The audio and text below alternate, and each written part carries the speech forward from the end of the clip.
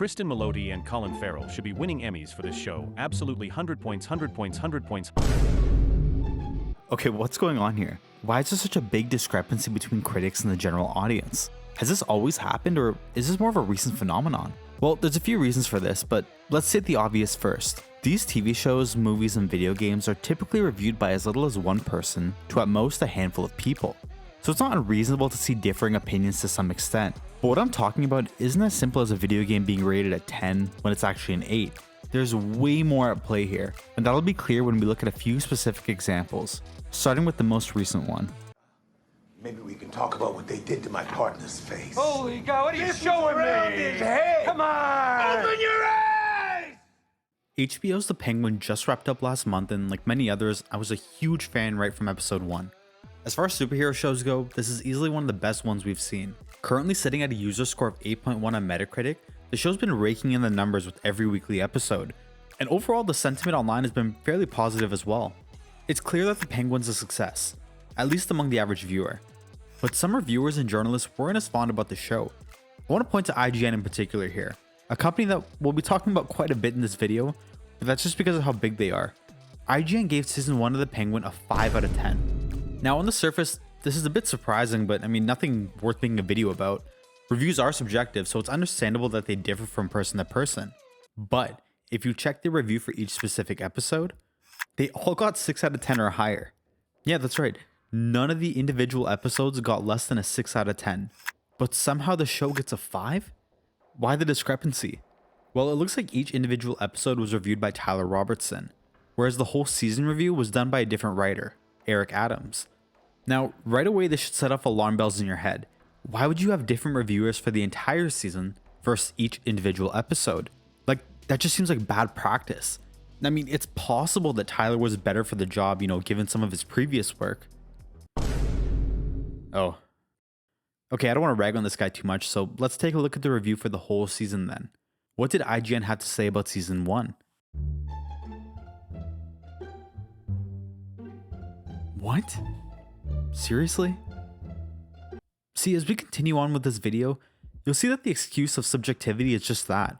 You have the choice to dislike something, sure, but how much should people trust your opinion as a professional reviewer when it seems to differ so strongly from fans? And for reasons that nobody really cares about. Like, we're doing a lot of comparing here. I mean, I think it's fair to critique a piece of media that's, closely trying to replicate something else. If in a review of the original Justice League movie, you mention how it pales in comparison to the Avengers, well, then I think that's a fair statement to make because the average viewer is going to be going to the movie ready to make a similar comparison. But I don't think that rings true for The Penguin. Maybe I'm off on this one, but I've never seen anyone go into The Penguin with the expectation of it being like The Sopranos. And it has enough of an identity that it should be able to stand up to scrutiny on its own, without being compared to a 6-season show.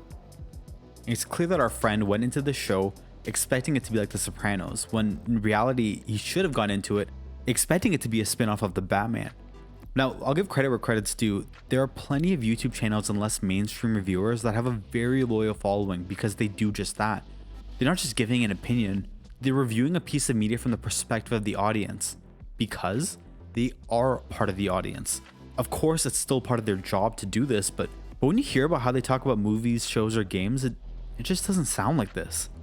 Someone like Jeremy Jahns has amassed a huge following online because people get that sense of authenticity in his reviews, like he actually wants to make them. Similar to a viewer or gamer who wants to enjoy the experience that the TV show, movie, or game has to offer. But it seems like a lot of reviewers forget that. Like they view themselves as isolated from the intended audience. Take the popular game Black Myth Wukong. When I see reviews include factors like this, I don't know, I just wonder what this has to do with the quality of the game. Look, I'm not saying that a story like this doesn't deserve to be told, but it doesn't have anything to do with the quality of the game, and thus shouldn't have anything to do with the review. To me, that's just pure incompetence. But as you'll see, with some critics, the idea of being incompetent isn't the only thing holding them back. Some of these critics are just straight up, but with such fantastic competitive gameplay, 16 compelling characters to master, and 12 well-designed maps, it's got the makings of something that could go the distance in the months and years to come. Could go the distance in the months and years to come. Months and years to come. These statements were made about a video game. A video game that was rated a 7 out of 10, sometimes even an 8 out of 10. Doesn't sound super unreasonable, right? But as many of you may have figured out, these statements all describe Concord, a game that was shut down 2 weeks after launch. 2 weeks. Now, we'll get to why it was rated so highly a bit later on, but before that, I encourage you to ask yourself this question. And for the sake of fairness, remove Concord and all its drama from the equation here. Do you think it's accurate for a live service game that was shut down just 2 weeks after launch due to a lack of demand to receive a 7 or 8 out of 10? In any other context, there wouldn't be any debate really. This game was a failure. No beating around the bush or muddying the waters here, it was a complete failure, plain and simple. Having a score higher than a 5 to me shows how delusional and inaccurate critics are. That's like rating a Marvel movie an 8 out of 10, but then having it pulled from theaters after a couple days just because nobody wants to watch it. Like, I don't think a lot of people truly understand how delusional some of these scores were. You can blame the variety of culture war issues that surrounded this game, but a good game would have risen above that, just like many others have. Or at the very least, it would have made it past the 2-week mark. Hell, even Battleborn, a similar game that launched alongside Overwatch, was more successful than Concord. And I wouldn't blame you guys if you forgot about Battleborn, but Battleborn was a huge flop and people clowned on it at the time. But despite that, Battleborn sold more copies in its first week than Concord did in its first year.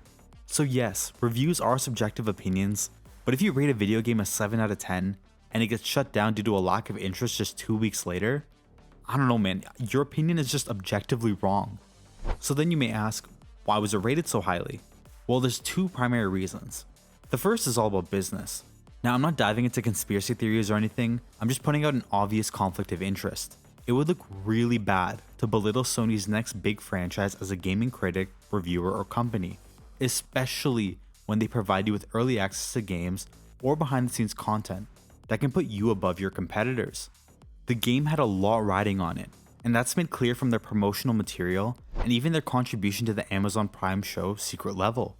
Giving a score of 6, 7, or 8 gives you a bit of an out if fans disagree with your assessment. And that kind of leads me to the second reason. It was rated highly because things like sound, graphics, essentially things that don't include gameplay and fun, were bringing the score up. It's clear by looking at the game that an effort was made, at least in some capacity. Now, say what you want about the character design. No, that's it. Leave your thoughts about the character design in the comments below.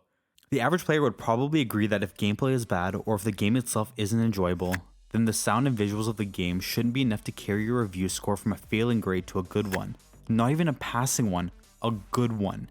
Sounds and graphics don't turn a 4 out of 10 into a 7 or an 8, but this highlights more of the delusion with critics. They think this stuff matters when in reality, it's icing on the cake, not the actual cake. When you're reviewing a game as a job, you having fun isn't prioritized as much because it's a bit harder to place an objective metric on that. The same can be said about sound and visuals, sure, but in my opinion there's a bit more objectivity there. You can make the case that a game has a unique style or that the sound design is good, but nobody buys games for that. They buy games to play them, to enjoy them. Surprising, I know, but it seems like nowadays critics have lost the plot.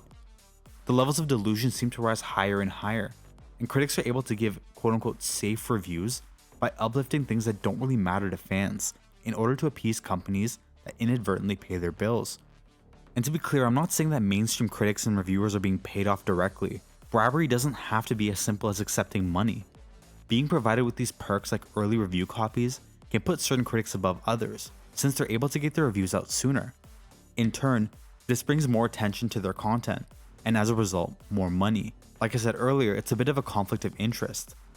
But so far we've talked about delusion and incompetence, 2 factors that closely relate to What's wrong with you, bro? What the heck?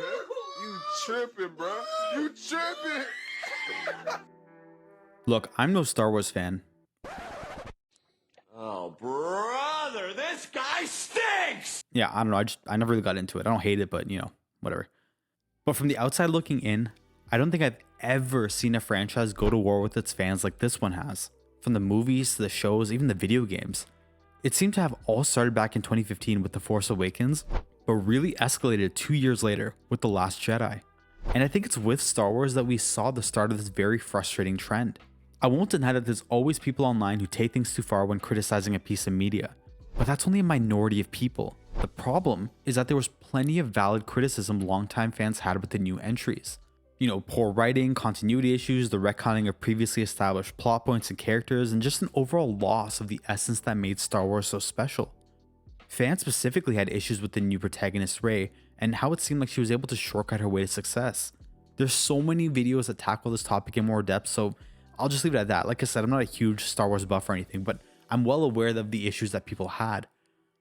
Unfortunately though, rather than mirror the concerns of the fans in any capacity, critics would go on to not only unanimously praise the new entries, but also label fans as some of the worst people in society. Although these words have been used so much that they've practically lost all meaning, they still infer extremely negative traits about people.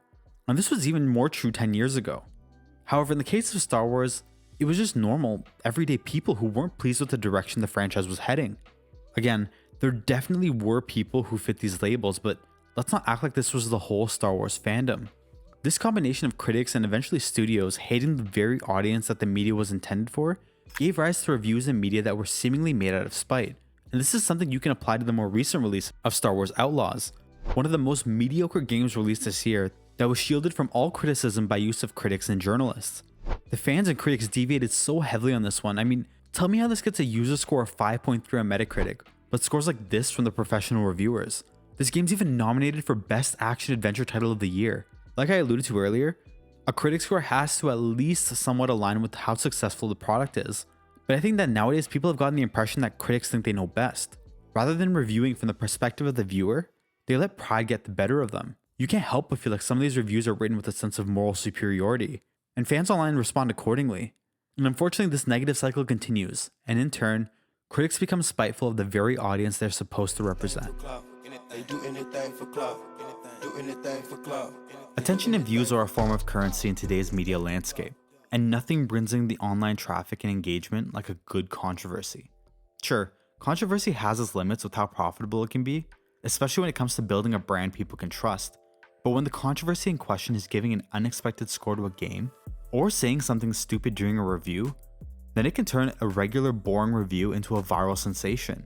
Think about IGN's too much water critique that people still bring up to this day. And keep in mind that this doesn't even include the arguing in the comment section, people making response videos. You even have top 10 countdowns of bad reviews. Now, I included this as a bonus reason because it's kind of hard to prove. Plus, if you really think about it, I don't think an organization or business would go out of their way to continuously put out hot takes because it would only bring in more engagement in the short term. Farming rage isn't a great long-term business strategy in this industry, but that's not to say that individual actors within a company wouldn't partake in this. Again, I don't want to spend too much time on this topic because there isn't really that much proof to support it. I'm just saying that I wouldn't discount it entirely, especially in an industry where the metric of success is views and engagement, not so much the quality of the review. Nobody tracks the reviews by seeing how many people agree with it. You look at the views to your website or the engagement on your YouTube video. Now, I know I've been targeting critics for the majority of this video, but they're not the only ones responsible for this divide. Fans come into these reviews already prepped with their own agenda and investment in the media in question. People online will fight to their dying breath to defend something they enjoy. And they'll do this for things they haven't even watched or played. There are pros and cons to everyone having a voice. Fans can correct critics and offer their opinions, often giving potential customers a better, more well-rounded idea of what they'll be spending their money on. But at the same time, people are more vocal than ever, and in a lot of cases, the most vocal and abrasive voices are the ones that get lifted to the top. This can also include going against the mainstream opinion just because you want to be different. Adding all these variables together leaves us at a point in time where a lot of people don't give that much credence to these companies anymore. Not all hope is lost though. There's still a demand for people's opinions on games, shows, and movies, especially when you have so many options competing for your finite resources. With that, we've seen the rise of independent creators who fans trust, and smaller organizations that are able to give more well-informed, relatable opinions with the intended audience in mind. Will mainstream critics adapt? Personally, I don't think so.